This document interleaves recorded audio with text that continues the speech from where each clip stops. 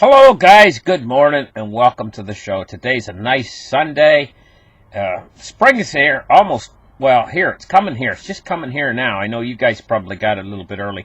Now, I'm going to talk about my early days when I started, before I became an economics trends forecaster.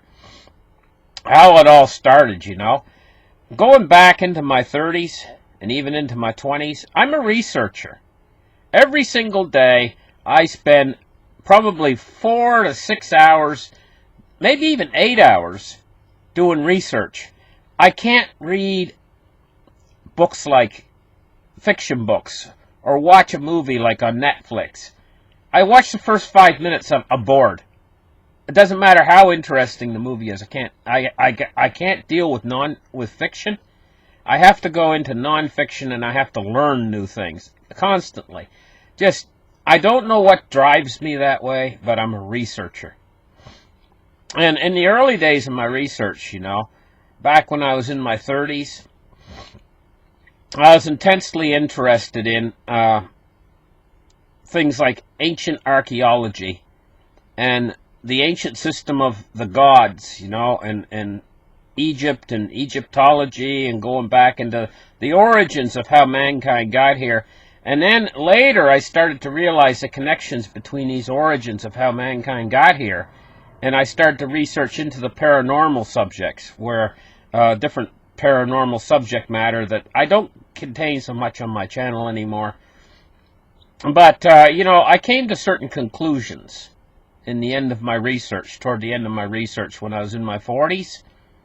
Back about maybe 15 years ago or so, I came to certain conclusions. And my research started to dwindle off into those subject matters because I had reached certain conclusions that were not mainstream at the time. Excuse me. My conclusions that I came to from my research were not mainstream conclusions.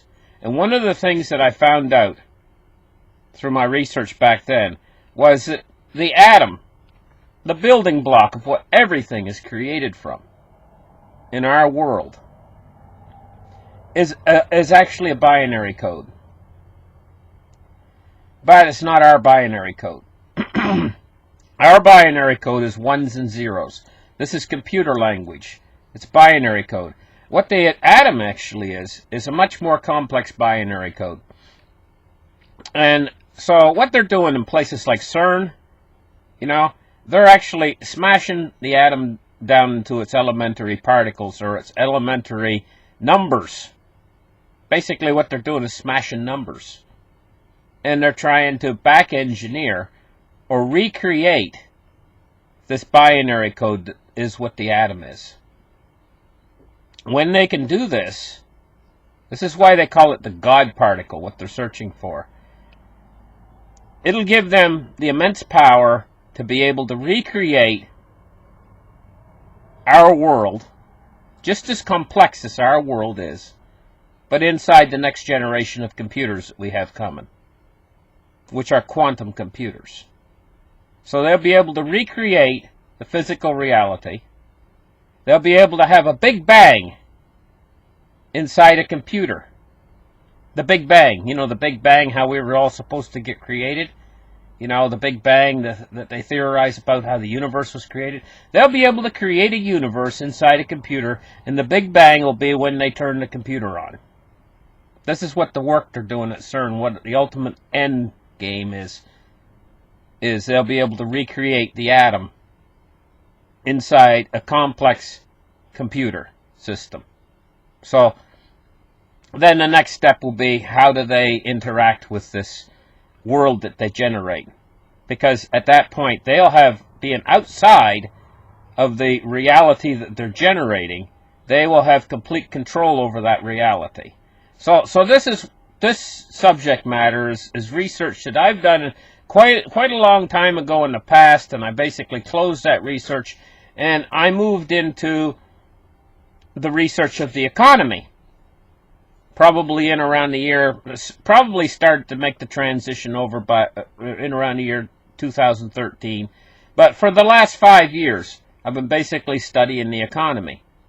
And I thoroughly do my research every day, at least 4 hours, some days 6 hours, 8 hours, if I'm really into what I'm doing, you know, and just constantly reading and researching endlessly. That's my life. That's what I do. I mean, you know, if you if you see a bird, what does he do? He flies from tree to tree. That's what he does. That's his thing. Well, my job is researching the economy. For you guys, I research the economy, but not just for you guys, for me, because I'm fascinated by it. I'm enthralled by the economy. The economy is the most powerful engine on Earth. It's like a giant engine. And you know, like any engine has many moving parts. It has little nuts and bolts and cogs and springs and levers and everything else. Well, the economy is the most complex engine that you will ever tear apart and try to understand how it functions, how one cog will turn the next cog, like how the bond market interacts with the stock market, and how the stock market, the whole thing is like a complex engine. But now what's happened is somebody has dropped a wrench into the cogs and gears of this engine. So I'll tell you the story. Back when I was first getting into the economy and starting to understand how it works, you know, and starting to understand how gold and silver, its place in the economy, you know, as a antithesis to the. And now, if you don't know what antithesis is, I'm going to get into the charts right now. Let's open up the charts right here, and let's take a look at what's going on here. Antithesis. What is an antithesis? It's a person or thing that is in direct opposite of something or something else. So gold is the antithesis of the dollar. That's why when the dollar goes up, gold goes down. When the gold goes up, the dollar goes down. Gold is money, and the dollar is currency. But the dollar could be money if they managed it properly. Okay, so anyway, getting back to my story, I mean, back around that time frame when I started to study the economy, I come to a realization that there's only one way out of the dollar, and that's the antithesis to the dollar. Gold or silver. It's the only way out, actually. And I just got thinking in my head, you know, because the economy's so large and there's so many moving parts to it, there must be some other source, some other way out besides just gold and silver. But no, there's not. There wasn't at the time, anyway. So I was really getting into this gold and silver thing, and I was just enthused. You know, I turned overnight into a gold bug, you know, and my mother come along. She said to me, she said, you know, there's this new thing out there, she said. It's called Bitcoin. I said, Bitcoin. I said, what actually is, what? Bitcoin. Are they coins? She said, yeah, they're coins. So I pictured in myself in my head, a coin, an actual coin. I said, are they real coins? She said, no, they're just these things on the internet. They said they could trade them back and forth, she said, and people collect them, you know, and stuff. And I said, well, how much do they cost? And I think she said around $2 a piece or something like that. I said, oh, that's interesting. And I said, you can't buy very many of them for $1 then, if they're $2 a piece. You know, I mean, that's, I was thinking to myself, to my head, you know, to buy like 5,000 of them or something. How much would it cost? It would cost a lot of money.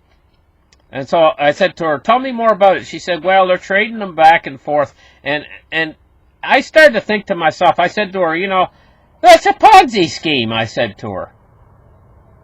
I said, it sounds like a Ponzi scheme. It sounds like these guys are a bunch of crooks. They want your dollars, and they're going to give you these Bitcoins? I said, no, that doesn't sound right to me. And you're not going. I said, you're not going to be able to actually hold them. They're only something that's on the internet. And I kind of dismissed it at the time. You know? So time went by. I think it was like 6 months later, or maybe a year later. I forget exactly how long went by, you know. And then all of a sudden, I heard about these Bitcoins again. And, you know, because I was a researcher that night, and I was researching some very boring subject matter, you know, was my subject of research. And I said, I'm going to check into these Bitcoins, you know. And I think at the time they're $60 a piece at that time. And that's part of why I decided to research into them, because the price had moved up from like $2 to $60, so there's more talk about them.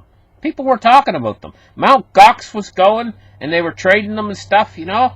So I went on there and I looked it up and started to read about the Bitcoin. You know?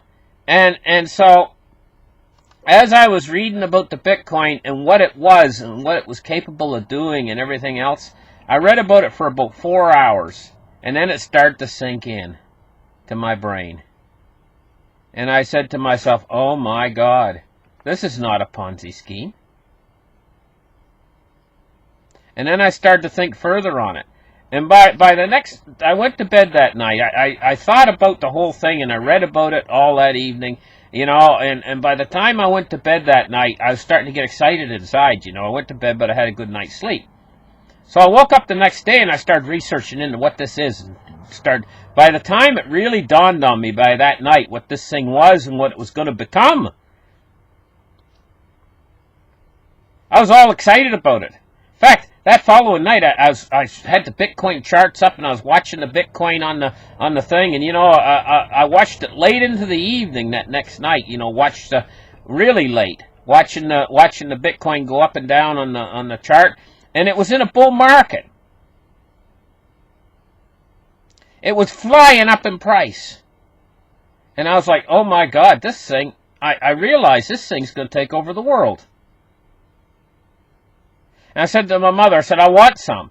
And the price went up that day from $60.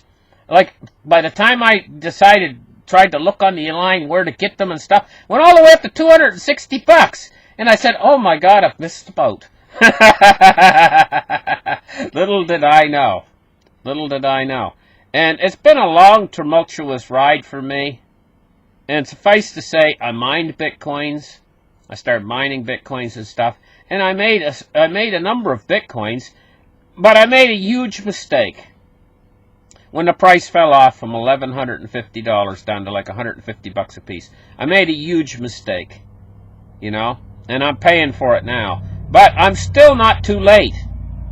Just like none of you guys are too late at this point, because this is going to take over the world. This is the next evolution of money. It's going to take over the world. And one of the things that feeds this, because this is the antithesis, and say this is the ultimate antithesis of the fiat currencies. Unlike gold, because gold is something that they can harass you to death with gold. They can come to your house and take all of your gold. Ultimately, they can. They can stop you at the border and they can take your gold. Because gold's physical, they can grab it right out of your hand and say, you're not going to have that. Or they can tax it to death when you try to get rid of it or whatever, you know. And so gold is the antithesis. I can't spell some of these words. Antithesis. Anyway, gold is the antithesis to the physical paper currencies. And this is why they've been suppressing it.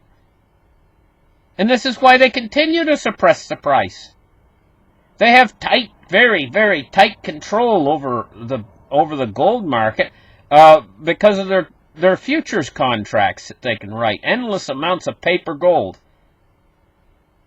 to keep the gold price and silver price suppressed. Now, right now, they're keeping the gold and silver price suppressed at the cost it costs to mine it out of the ground.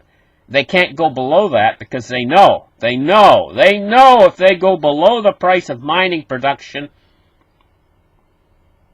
that they'll lose control over the market. They know that. They're not stupid.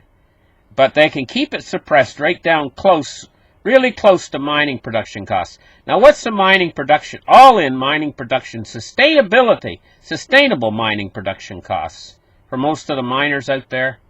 It's at least $10, but most of the mines are running up around $12, $13, $14, and some of them even $15. And what's the spot price?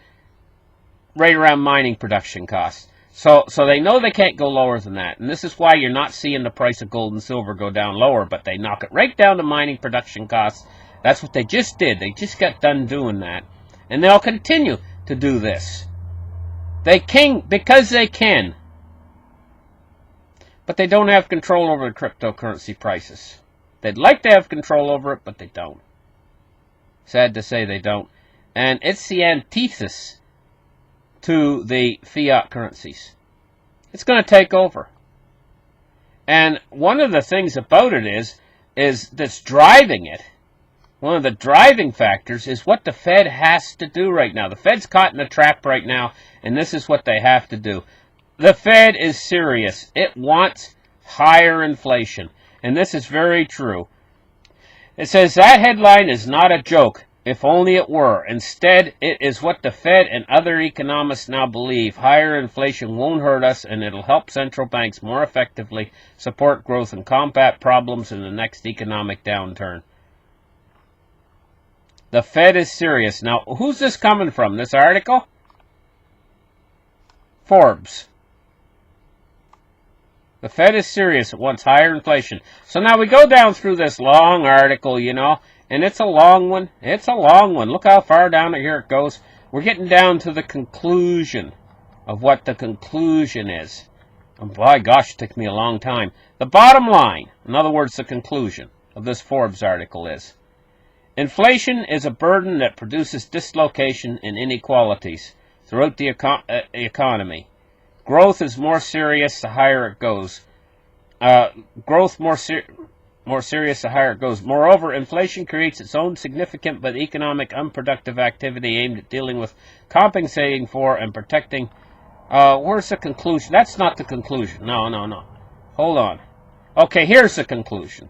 Sorry, guys, I didn't get the conclusion. I got the conclusion now. It says, so will the Fed back down from the inflation targets that they have? In other words, they want inflation. They're moving toward inflation. Will the Fed back down? Probably not, it says. The Fed self-touts its lengthy, low-interest rate policy as a success. Without opposition to that view, the Fed has the support and independence for carrying out this higher inflation strategy. So there it's simple. That the Fed has support and independence for carrying out this higher inflation strategy. So they're going to continue. They're going to continue to push for inflation. Well, guess what? Inflation makes our dollars worth less. Also, for savers, they're going to lower the interest rates back down again. You're not making anything on keeping your money in the bank. So the savers are sitting there, and they're watching their money go down the drain in the bank, and they're going to be moving toward negative rates at the banks. It means it's going to cost you money to keep your money at the bank. And then the saver sits there, and he looks, he says, say Charlie is a saver. You know, he's been saving for his retirement and everything else. He's got a nice big fat bank account. And he looks at his bank account, and he knows that Bill, who lives across the street, told him that Bill bought Bitcoin, you know. And he looks at Bill, and he knows that Bill's made like 25% in the last year on his money. The Bitcoin's way up and everything else, you know. And Bill is like telling him, hey, you know, you should have got into this when I got into it. Well, it's only a matter of time until everybody starts to jump on the bandwagon. So what happens when they jump on the bandwagon? What happens when they go out and they start buying Bitcoin too? Well, when somebody buys a Bitcoin, they say they take $1,000 and they go out and they buy a Bitcoin with it. That $1,000 goes right through the Bitcoin when they pay for the Bitcoin. So they paid for the Bitcoin, but now that $1,000 doesn't stay locked. It unlocks it, because typically the guy that goes out and buys the Bitcoin for $1,000, he goes to his bank to get the money to buy the Bitcoin with. That money was sitting in the bank. It had a velocity of 0. It wasn't moving. It might have been sitting there for the last 10 years as part of his savings. Okay? So he takes that $1,000 out of the bank. He goes and buys the Bitcoin. When he buys that Bitcoin, that money goes right through the Bitcoin, and then it starts to go into the general economy, where it chases goods and services and purchases things. So it speeds up the general economy. Now that money, instead of sitting in the bank doing nothing, that money suddenly now has a velocity. It's changing hands. But now what happens to the Bitcoin that he just bought? Well, He gives them their wallet address, whoever he bought it from, and they move it into his wallet. Now it sits in his wallet as savings because he's going to HODL it. I'm going to guarantee you, most of the army of people out there who are buying Bitcoin, they're not buying it to use for purchases.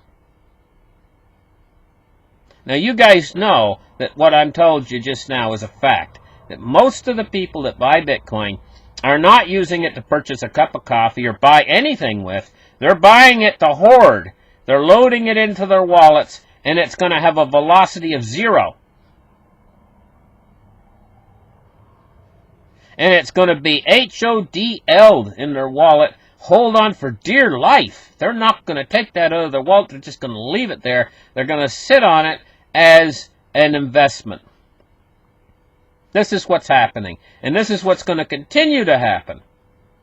And it's going to grow. Because as it grows, the price of Bitcoin goes up. Because they're taking them off of the market. And they're using them as savings.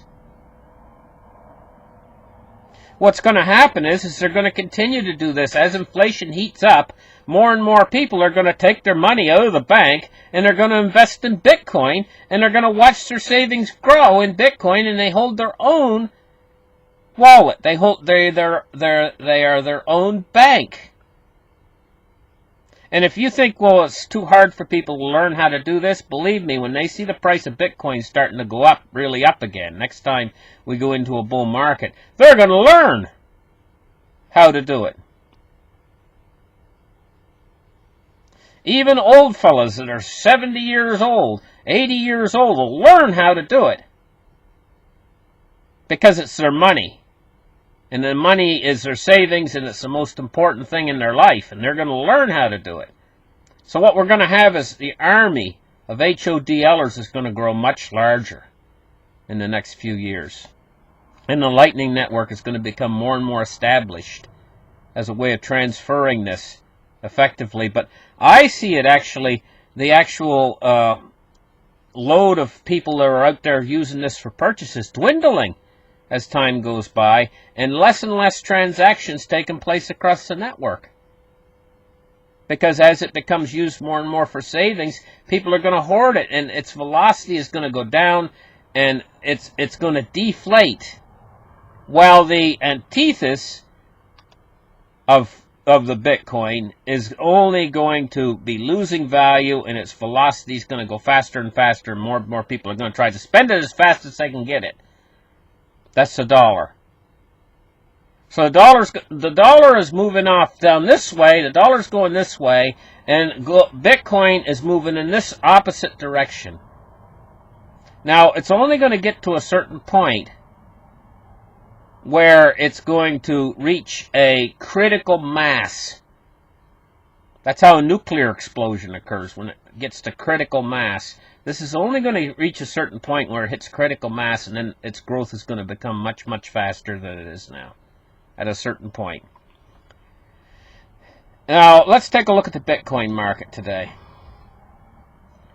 You know, what we see today is, we see it starting to grow back from its lows, and every day it goes by now where it's showing strength, and it's not. Let's go back to, say, the 3-day chart, you know, and we'll pull up a little bit on the 3-day chart. You can see it made these bottoms in around 31.22. You can see a very slow increase in price coming up here. You know, and every day it goes along here, and it's maintaining these prices. It's not testing its bottom. It could test its bottom one more time, you know. But here's the thing.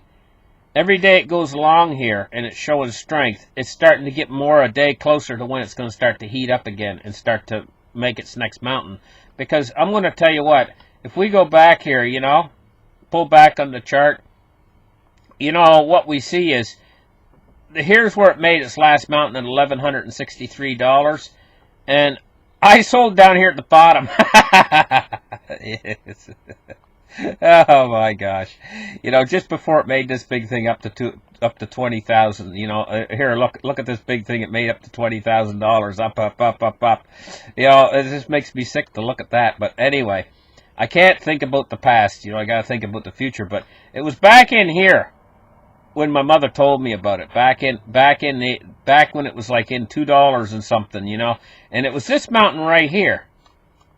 This one right here, where it climbed up to 239.08, I think it was. That's when I thought I missed the boat right there. So that must have been back. What year was that? 2000.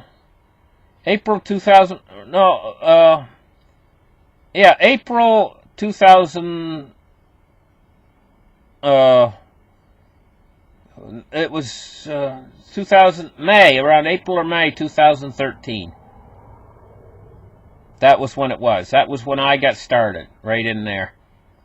And these mountains that it climbs up, they look almost identical. Like if you look at them close, like this little one here compared to this big one here, and this one here compared to this monster here, and here we're going to be heading into the next one. Because every time what it does is when it finally comes to the bottom of the mountain, like if we go to this last one we had, doesn't that look very similar to this one? It's doing the same process over and over again until, in the end, ultimately what it's going to do is take over the whole financial system. And inflation is its driver. And greed, people's greed, is its driver. It's not going to quit. It's not going to go away. If we look at how far it's come since when I got in, when I got in, there's these things out there that, you ever seen these comic book conventions, and they have these guys, that have like a comic book store and stuff, and they trade these trading cards like Pokemon, and sometimes another card they have like Magic the Gathering, and they have all these different cards they trade, Well, that's where Bitcoin was when I get in. It was about like these trading cards. I mean, it didn't really have any, you couldn't, if you went out to anybody on the street, they didn't know what it was, and there's no place you could spend them. So if you got locked into them and you had some, there's very little way of moving out back then. It was hard to get out of them. Where could you even cash out, And there's very few exchanges. There's Mt. Gox, but you know what cheats they are. I never really messed with Mt. Gox, too much. But anyway, those were the days. Look how far it's come since then. Now, but it's exponentially growing too. So we can see what's going on here. We're at the bottom of one of these, the same as we were in here when we were in this period right in here between these two mountains that it climbed. We're in that same spot right here. So it's just going to go along for a while, and then it's going to start to heat up again into the next giant hill it's going to go up. That's where we're at right now with this thing. Right now is when you want to buy, is when it's down near its lowest price, But it could set one more bottom or test the bottoms again. I'm getting a little bit more apprehensive though as it goes along now. I'm starting to get a little bit more apprehensive whether it'll test its bottom again. I think Monday I'm going to head in and I'm going to get myself a little bit more, When I say a little bit more, I can only afford to buy just a few percentage points now. There was a time, when I might have been able to buy a whole Bitcoin, but now, I mean, all I can buy is just like 3, 4, 5% or something like that. But it adds up because now I know better. I've learned my lesson. Now, when I buy 5%, it moves into my wallet and it stays in my wallet. I'm not going to make that stupid mistake again because I know this thing ain't going to die. This thing's going to keep going up and up and up because the driver of it is the Fed. They're driving it there. Is the Fed going to back down on inflation? No. And they've only got 3% left of the dollar. They've used up 97% of the dollar's value in the last 100 years. They only got 3% left, and they're hell-bent for leather to chew up that last 3% till the dollar's worth nothing. This is the driving force behind the cryptocurrencies. But you know what? If we didn't have that driving force behind the cryptocurrencies, I still don't think they would die, but it would take them an awful lot longer to gain full acceptance in the world everywhere and to take over the financial system. So listen, thank you guys for listening. Like and subscribe, and we'll catch you guys in the next show. Bye-bye, guys.